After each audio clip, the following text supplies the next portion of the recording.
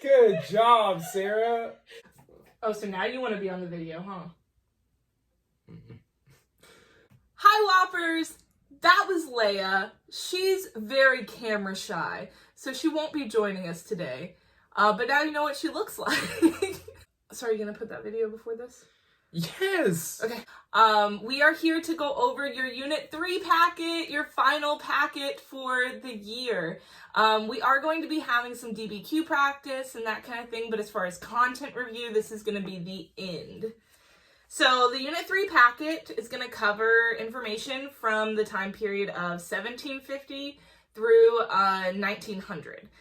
So it starts off with a timeline to go over some big important events, and then it jumps in with industrialization.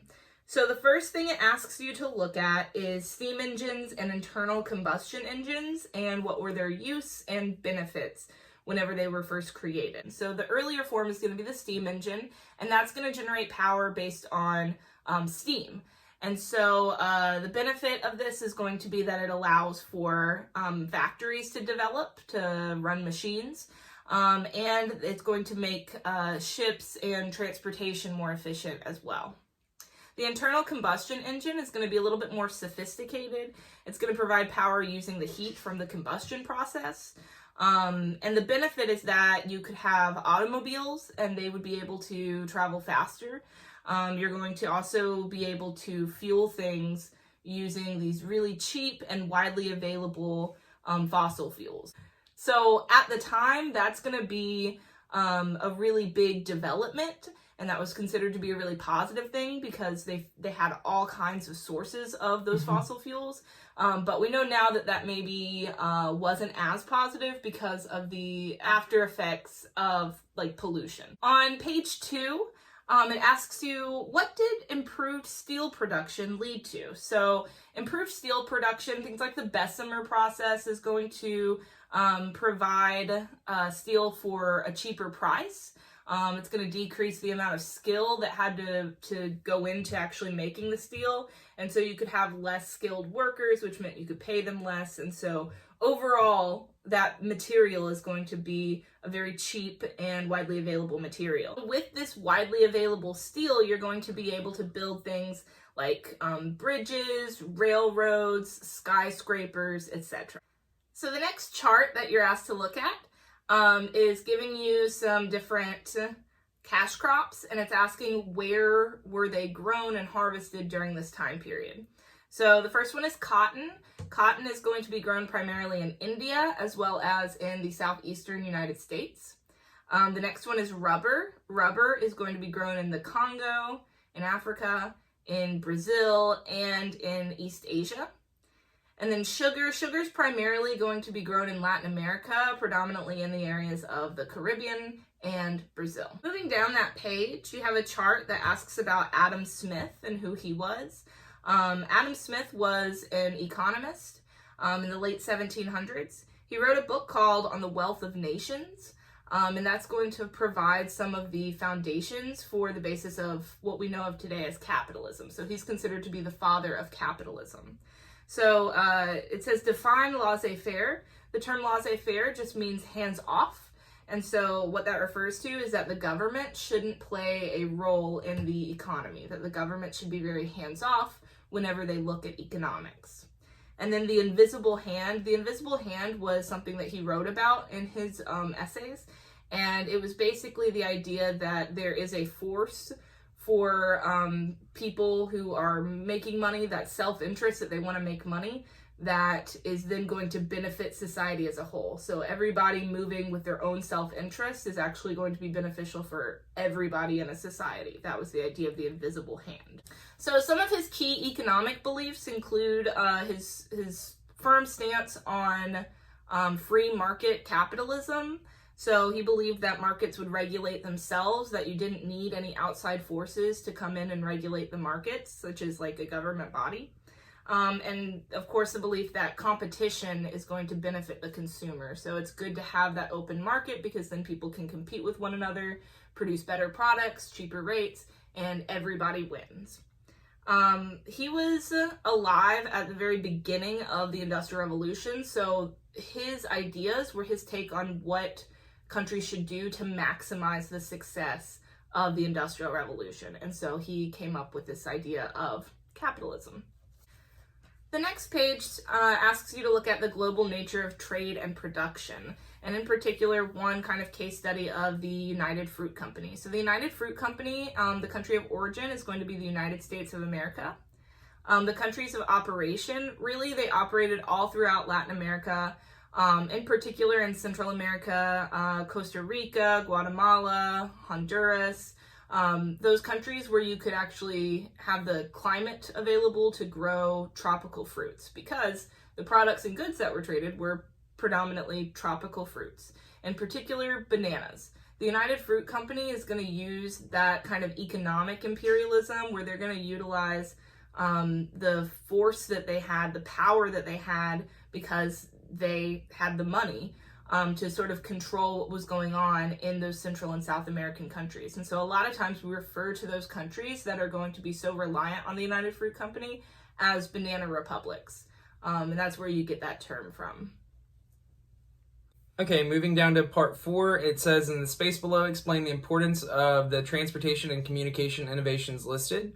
So first we have railroads, and this allowed for efficient public transit. And it's going to make shipping costs lower and standardized our time based off of how long it takes you to travel across certain distances in the United States.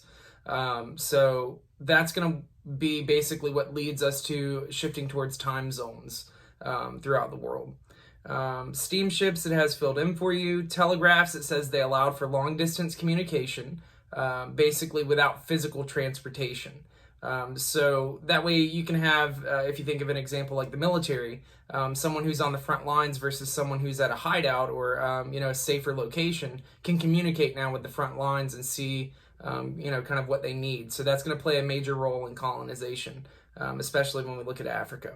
Canals, they're going to become more sophisticated during this time period and decrease shipping costs immensely.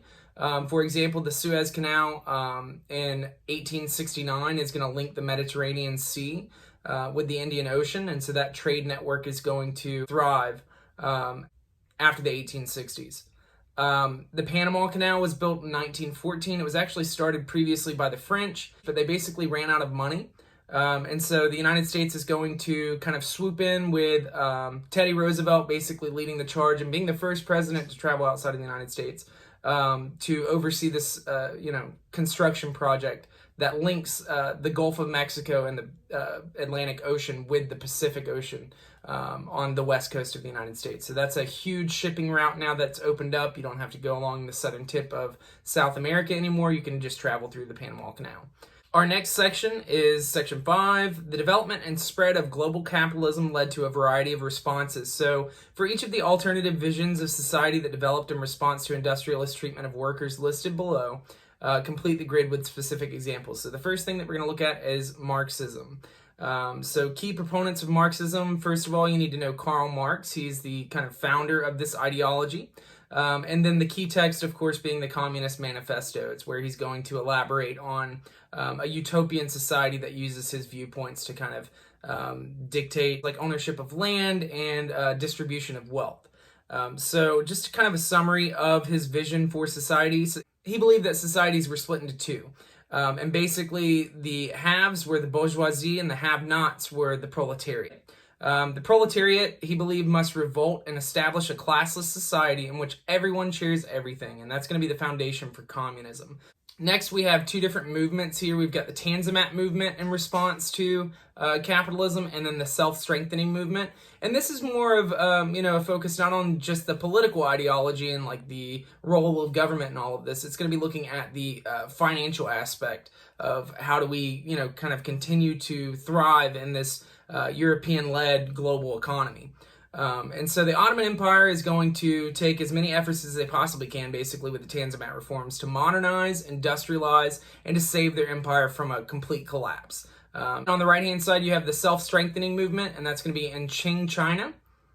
And this is just a reaction to the Opium Wars and the efforts to westernize, basically in order to keep up and to overcome the West. So it's not like, oh yeah, they were right, they have a great system. It was more like, we need to make sure that we're caught up to them so that we don't get taken over completely. So that kind of split the population in two.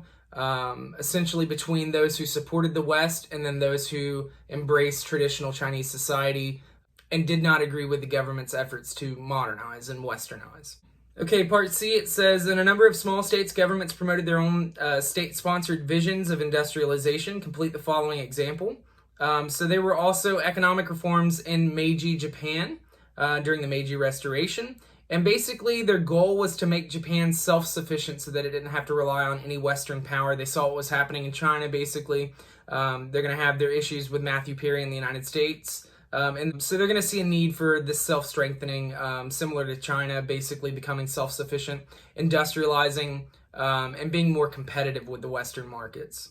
So the next key concept, 5.2, is imperialism and nation-state formation. And the big piece of information you need to be aware of is that industrializing powers established transoceanic empires. So the first thing it asks you to do is to fill out a map with those transoceanic empires. So I've done that. It's not pretty, but it's legible. So on this map, you can see the different empires that existed at the time. You have the American Empire, which had land in North America. It had land in the Caribbean, as well as in Southeast Asia with the Philippines. The Japanese, which controlled, of course, Japan, and then Korea and Manchuria. The British, which obviously had Britain, Canada, Australia, New Zealand, parts of Africa, South Asia. The Dutch, which are going to have control over not only the Netherlands, but Indonesia. The French, who are going to be involved in North Africa, as well as what they called Indochina, which is where like Vietnam is today. And then the German, which are going to have Germany and some kind of random African colonies. And then the Russian Empire, they are going to expand into Europe, expand into Central Asia, and of course through Siberia. So part C asks you to look at how European states established empires in Africa. And the example that it gives you is Belgium. So the African territory that they controlled was the Congo. I'm sure nobody has forgotten that King Leopold's ghost video that we watched shortly before spring break. And it asks, how did Belgium maintain power here? Essentially, it's going to be through force and terror. And the forced labor system that they had established that involved torture, like getting your hands cut off, and death if you disobeyed. And that's going to be how they maintained their power, because people didn't want to oppose them if they were scared for their lives. In letter D, it says, in some of their empires, the Europeans established settler colonies. So it just asks you where those settler colonies were. So for Britain, they had settler colonies in southern Africa, Australia, and New Zealand. And then in France, their settler colony was Algeria in northern Africa. For letter E, it says, in other parts of the world, industrialized states practice economic imperialism. And it asks you, what were the Opium Wars? Essentially, the Opium Wars were a series of conflicts between the British Empire and Qing China. And the whole point of the conflict was that the British Empire wanted to trade with Qing China. And you got to think about what I just talked about with Adam Smith. The British Empire is coming from this view of global capitalism, and consumers should have the rights here, not the government. And so when the British started trading opium to China, they felt like that was no problem because that was what the consumer wanted and they provided. The Chinese took a lot of offense to this. They didn't want opium in their society, and they wanted to ban Great Britain from being able to trade there. And so that's going to launch this series of wars that the Qing dynasty is going to lose. The British Empire is going to be successful, and that's going to result in the economic spheres of influence being established in China, where essentially China couldn't control their own trade anymore. Outside powers came in and controlled trade in different areas. The next chart on page 6 asks about the territories that were conquered by the United States and Russia during the time period. Just some more examples for you. So the United States is going to purchase Alaska during this time period. They're going to annex Hawaii. And then they are also going to have control over Puerto Rico, the Philippines, and Guam as a result of them winning the Spanish-American War. Russia is going to expand kind of into Europe with taking Finland and Poland for a period of time. You also have their expansion into Central Asia with them taking Turkestan. And you have their expansion further into Siberia and their claim on the Siberian islands.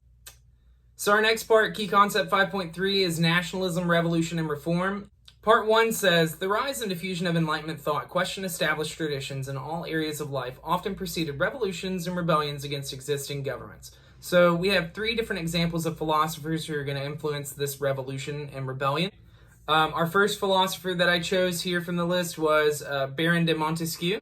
His country of origin is France, and then his core beliefs, the way I like to remember this, if we have a list that includes Montesquieu, he has the longest last name, and you can split his last name into 3 syllables, because he believed in a separation of powers, right? So just like we have in a federal system here in the United States, we have 3 branches of government. He's going to believe in governmental power basically being separated into the executive, legislative, and judicial branches. And basically balance out each other so that no one party can have too much power, or so that no individual can have too much power.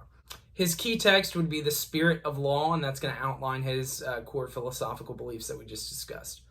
Okay, philosopher number 2 that I chose was John Locke.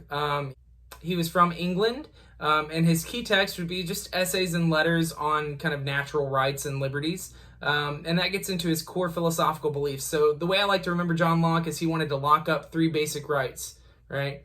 He wanted to lock up the right to life, liberty, and property. And so he believed that these were natural rights and were essential to all human beings. And essentially he's going to influence important texts just like in the Declaration of Independence, where Thomas Jefferson would basically just change property to the pursuit of happiness. We call that plagiarism. Yeah, it's all right.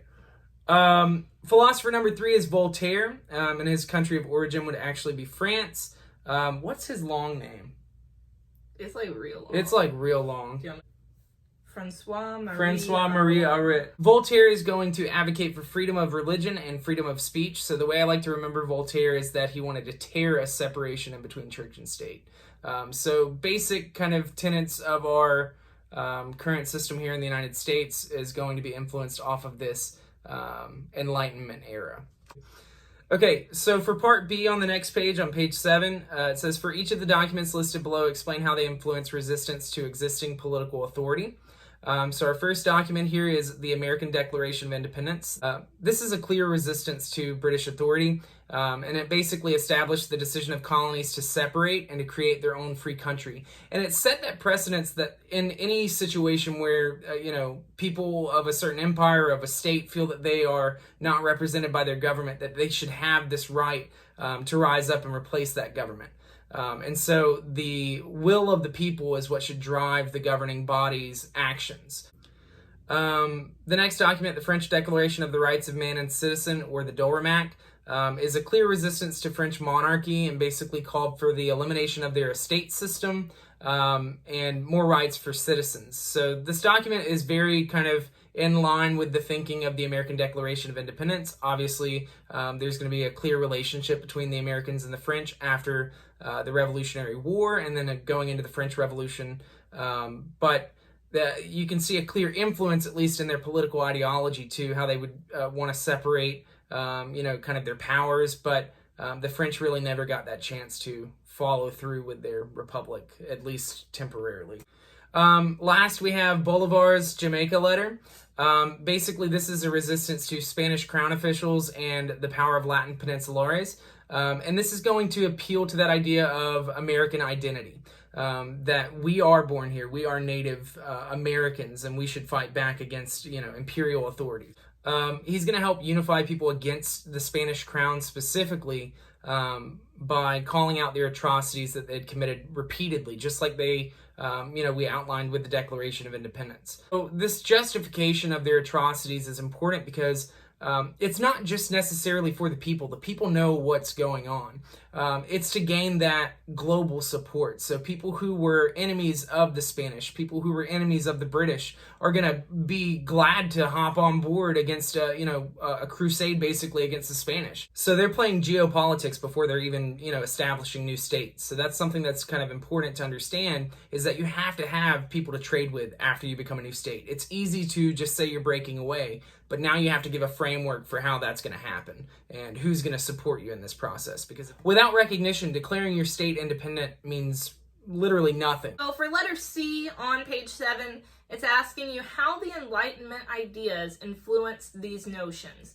And the chart asks about expanded suffrage and abolition of slavery. So expanding suffrage specifically to women is going to be one of the main issues of the time period. And basically, if you look at the ideas of the Enlightenment, so often the message is that, there needs to be equality and liberty, and that everyone needs to be able to have a say in, who's in charge. And so if you're opening that for discussion and saying that everybody should have a say, then you really kind of don't have an argument anymore against women voting. And so they're going to really kind of pinpoint that with the women's suffrage movement and say, oh, look at these Enlightenment texts.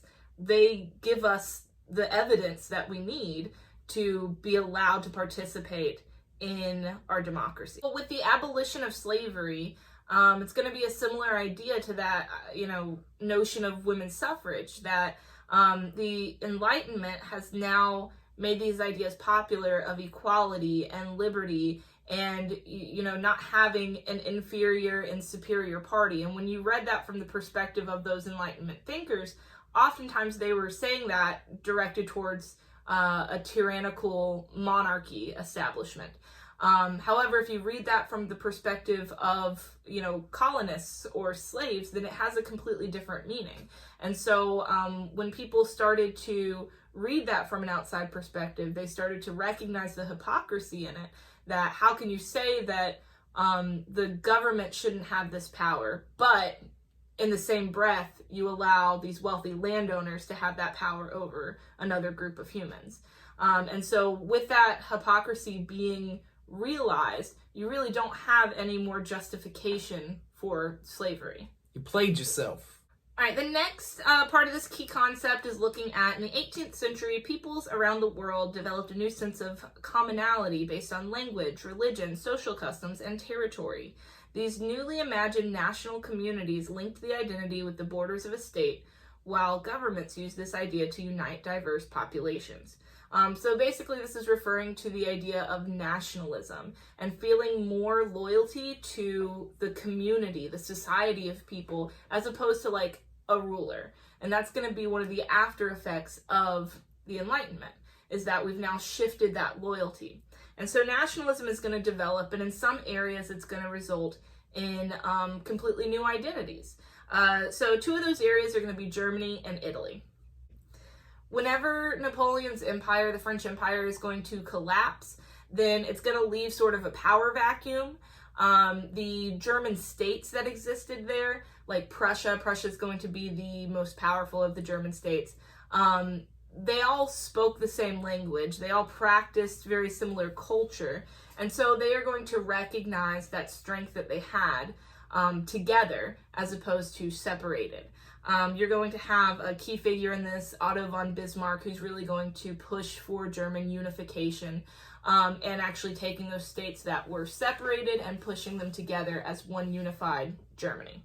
And so that's going to result in the creation of the country of Germany.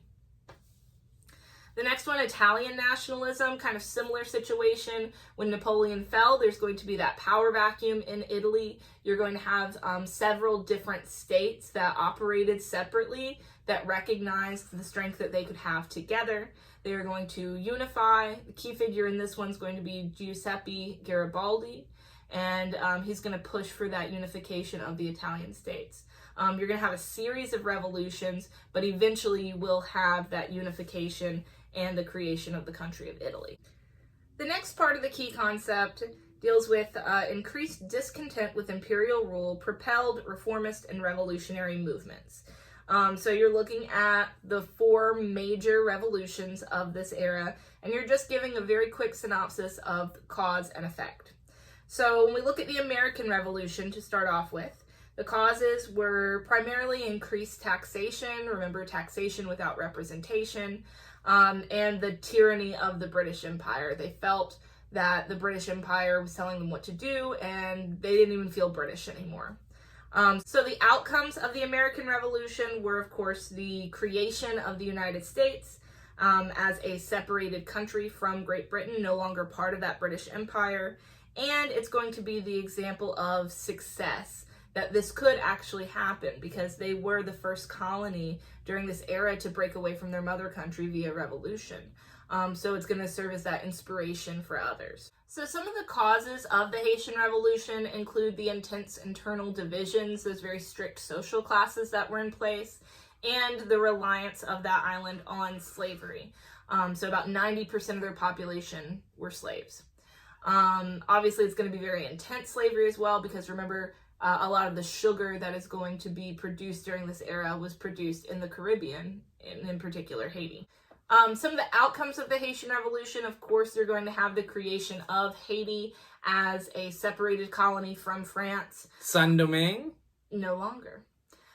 That colony, that French colony of Saint-Domingue, what they called it, is now going to be its own independent country of Haiti. It is going to be a country that is run by former slaves, and that's going to be very inspirational. It's going to spread those Enlightenment ideas.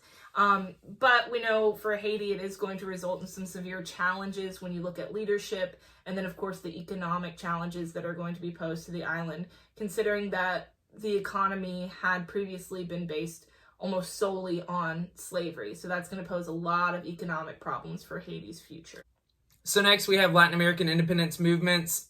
This is going to include the work of José de San Martín and Simón Bolívar. So some of the causes for these independence movements all throughout Latin America would be the internal class divisions and national identity as not Spanish, basically. Anything but Spanish.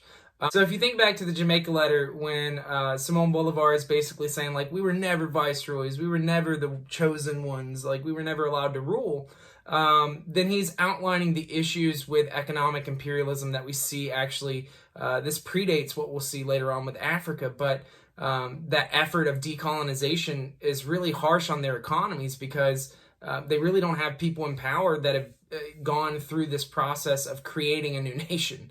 This is something that's new to them because they have been placed in this state of subjugation for so long and excluded from government. It's going to, cause a disadvantage for those who are going to have to basically be a part of the state building process. A gradual creation of the Central and South American countries of today, and of course the dictatorships that go along with them. So while we look at like national identity and revolution as a positive thing, you have to understand that that transition of power is not always so smooth. Okay. So the French Revolution, we've got some of the causes here. Intense economic disparity in France. You're going to have those basically at the highest levels of society in the first estate, controlling all the wealth and not paying their fair share of taxes. Whereas the lowest class, the third estate, is going to be paying essentially 98% all of the taxes that all of the estates pay in. So obviously this shows a clear tyranny of the French monarchy, and Louis XVI is known for being extravagant. So if you remember when we talked about Louis XIV, building the Palace of Versailles, Louis XVI is going to extend upon that and continue this waste and dumping money into his, royal palace, basically. And while people are starving. Are starving in the streets. So you're going to have an issue too. It just lines up with a major drought in northern France, where it's going to kill off a lot of the crops, and they're going to have a food shortage.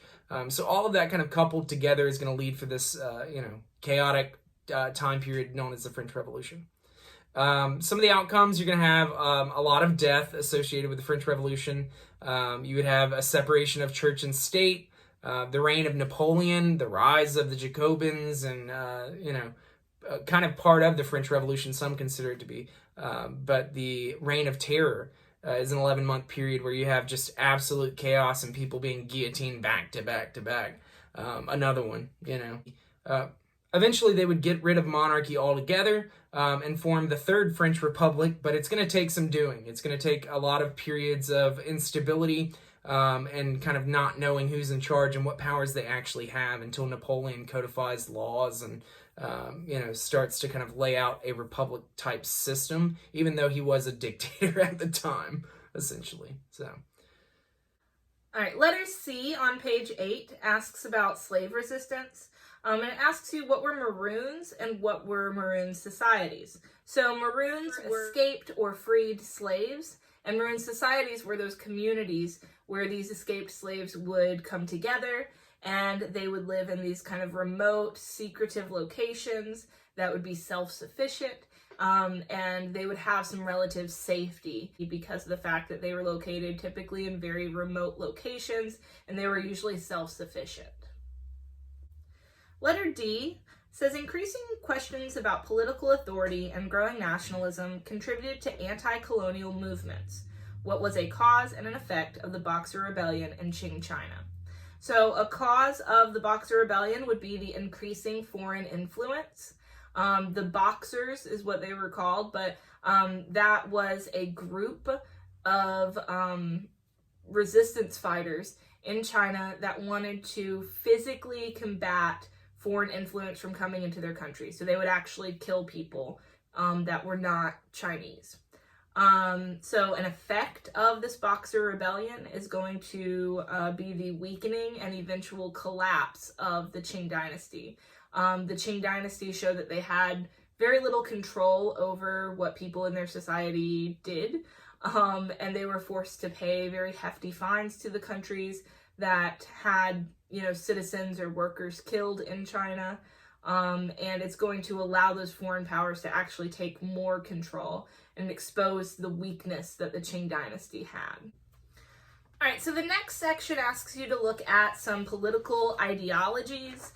So specifically liberalism is the first one it asks about, and it already has that filled out for you, talking about John Locke and his beliefs. The next one is socialism, and socialism is very complicated. Just because of the fact that it doesn't really have a very clear starting point. So when you look at the definition or summary of socialism, what I put is an economic theory focusing on state control within the economy. That's a very basic definition. The key proponents of socialism, you're going to have a few different ones that you could list here, but like I said, there's not really an official starting point, so there's not really an official starting person either. So some of the key figures here would be Robert Owen, who was an economist, Karl Marx. He's going to be the one that actually wrote about the idea of socialism, kind of in his own way. And then a lot of people consider Vladimir Lenin, the Russian dictator, to also be a key proponent of socialism. The key text within socialism, I guess you could really say the Communist Manifesto would be a core text for looking at the ideas of socialism, because Karl Marx is going to write about socialism in that book. So he described the system of socialism as a transition between a capitalist society and a fully Marxist communist society. So he said in between those two things happening, you would have to have this transition period of the state being in control of the economy, because you're going from people being in control of the economy to the state being in control to you not really even having an economy anymore, that utopian idea of Marxism. So some of the core beliefs of socialism, really just that the government is going to play a significant role in economics, usually to ensure the safety and fairness to workers and to consumers. The idea was that within the Industrial Revolution, you had several things go wrong. Things like workers being treated unfairly, not being paid reasonable wages, not getting sick leave, having child labor, and so this was kind of seen as a way to prevent those bad things from happening, was to allow the government to come in and sort of establish norms and rules for this unchecked capitalism that was occurring at the time. All right, letter B on page 9 is asking about women's suffrage and the emerging feminist movement. And so it gives some examples of like feminist literature and asks you who is the person that wrote that. So the first one is the Declaration of the Rights of Women and the Female Citizen, and that was written by French citizen Olympe de Gouges, which is spelled Olympedegouges. French name. She's actually gonna get her head cut off for writing that. The next one is a Vindication of the Rights of Woman, and that is going to be written by Mary Wollstonecraft. And then the last one is a Declaration of Sentiments, and that's going to be written by Elizabeth Cady Stanton. On our last page, page 10, you're asked to look at some migration that's going to occur during this time period. It says many individuals chose to relocate, often in search of work. However, the global capitalist economy continued to rely on coerced labor migration. So it gives you some examples of this coerced labor migration. The first one it asks you about is Chinese indentured servitude. So Chinese indentured servitude was pretty common during the time period. We're at the hour and 5 minute mark. You don't think I'm tired? No, I think it's fine to be tired. I just want to wait until you're done yawning to talk. Because you want to cut that out, right? I assume you don't want to be yawning on our video. That's what they're doing in class. That's what they're doing at home right now. Okay. So the first one it asks you about is Chinese indentured servitude, which was very common during the time period. You would see Chinese citizens traveling all over the world for temporary labor. So one of the examples, though, that I would like for you to know is the Chinese indentured servitude that occurred in the United States, specifically along the West Coast. We're going to see thousands of Chinese citizens essentially sign over their freedom for usually 5 to 7 years in exchange for the ability to live in the United States. So most of those Chinese indentured servants were used to build railroads. The Transcontinental Railroad, about 90% of the workforce was Chinese. The next one is Indian indentured servitude. We're going to see a lot of indentured servants from India sent to the Caribbean in particular to work on sugar plantations. And that's going to be because of the abolition of slavery within the British Empire. Indentured servitude was a way that they could still have very, very cheap labor, and so their profit margins would still be very high. All right, the next section is asking about some of the effects of that migration that's occurring worldwide. And one of the effects is going to be the creation of enclaves. Ethnic enclaves are basically going to be like transplant communities where you see a lot of migrants of one ethnicity that are going to congregate together to create just a certain area where that minority is the majority. So the example that it gives is, migrant people would be the Chinese. There's several different enclaves you could mention. I just went for specifically California and the San Francisco area. In San Francisco, there was an immigration station called Angel Island, and Angel Island was where most of the Chinese immigrants that came to the United States had to check in.